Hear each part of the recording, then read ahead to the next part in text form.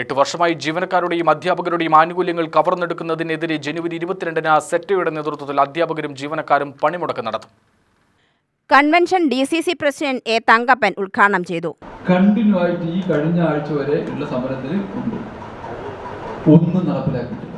അത് ഈ സർവീസ് മേഖലയിലെ എല്ലാവരോടും കാണിച്ചിരിക്കുന്നത് ഒരേ നയമാണ്. ശ്രീജേഷ് പറഞ്ഞിരുന്നു, CPI അഭിമുഖത്തിലുള്ള സംഘടനാ സമരത്തിൽ ഇറങ്ങിയിരുന്നു. അവർ വെളിപ്പാട് ഇല്ലാണ്ടൊന്നുമല്ല, അവർ കോൺഗ്രസിന്റെ വിശ്വസിക്കുന്ന സംഘടനയല്ല.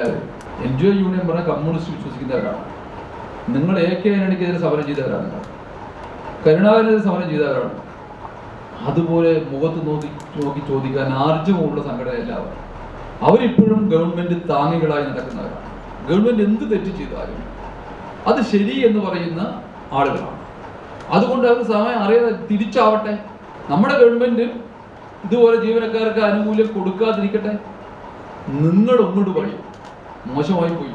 അതെ, ഭരിക്കുന്ന NGO സ്റ്റേഷനും ABST ഒക്കെ നിങ്ങൾ പറയും ശരിയല്ല എന്ന് നിങ്ങൾ ഇങ്ങോട്ട് പറയും. തിരിച്ച് അവർ പറയുന്നില്ല. അവരുടെ ഞാൻ നിങ്ങൾ ചെയ്യുന്നത് ശരി, നിങ്ങളുടെ മീറ്റിംഗ് വന്ന് നിങ്ങൾ ശരി പറയല്ല.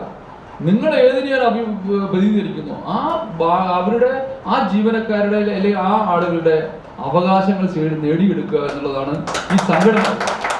സെറ്റോ പാലക്കാട് ജില്ലാ ചെയർമാൻ ഗിരീഷ് അധ്യക്ഷത വഹിച്ചു.